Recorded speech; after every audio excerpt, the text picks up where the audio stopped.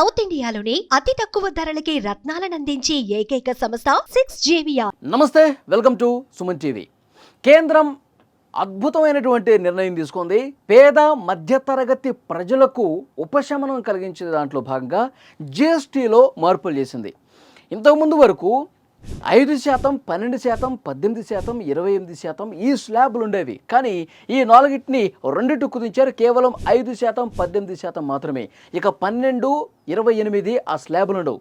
So దీన్ని బట్టి పేద మధ్యతరగతి ప్రజలు నిత్యావసర వస్తువుల నుంచి ఇంకా వాళ్ళ దైనందిన జీవితంలో ఏవైతే ఎక్కువగా యూజ్ చేస్తూ ఉంటారో వాటన్నిటికి సంబంధించిన పన్నులు పూర్తిగా తగ్గించేశారు. కొన్నైతే పూర్తిగా జీరో చేశారు.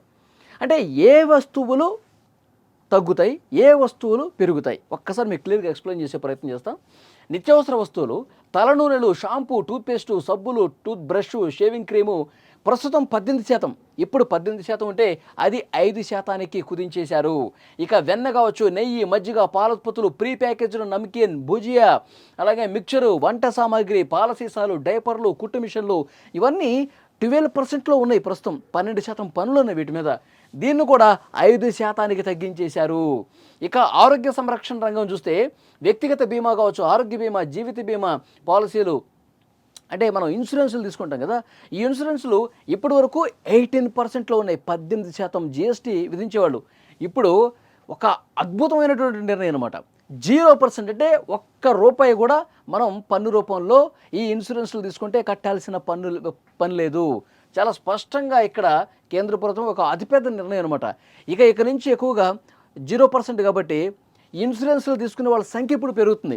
హెల్త్ ఇన్సూరెన్సులు కావచ్చు, లైఫ్ ఇన్సూరెన్సులు కావచ్చు, ఇండివిజువల్గా ఇన్సూరెన్సులు తీసుకునే వాళ్ళు ఈ సంఖ్యగా పెరిగే అవకాశం చాలా స్పష్టంగా ఉంది. ఇక థర్మామీటర్ 18% ప్రస్తుతం ఉంటే దాన్ని 5%కి తగ్గించారు.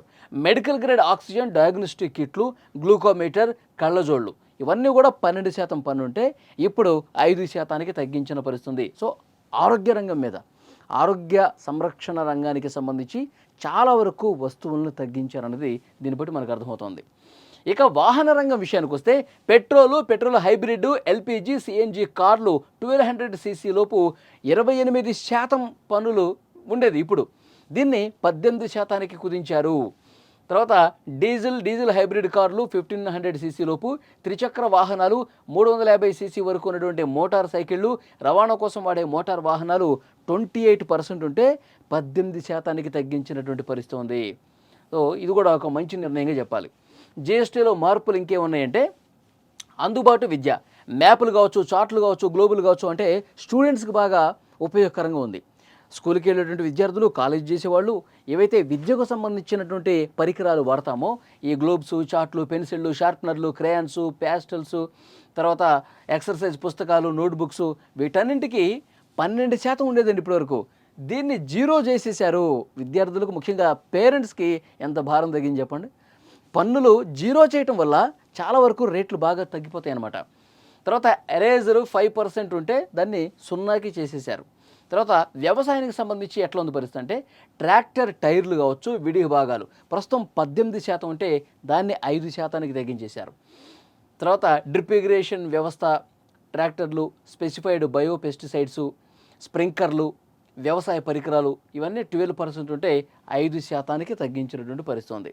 ఇక విద్యుత్ గృహోపకరణాల విషయానికి వస్తే ఏసీలు, టీవీలు 32 ఇంచెస్ పైబడినవి, తర్వాత మానిటర్లు, ప్రొజెక్టర్లు, డిష్ వాషింగ్ మిషన్లు ఇవన్నీ కూడా 28% ఉండేయండి ఇప్పటి వరకు. దాన్ని 18%కి తగ్గించిన పరిస్థితి ఉంది.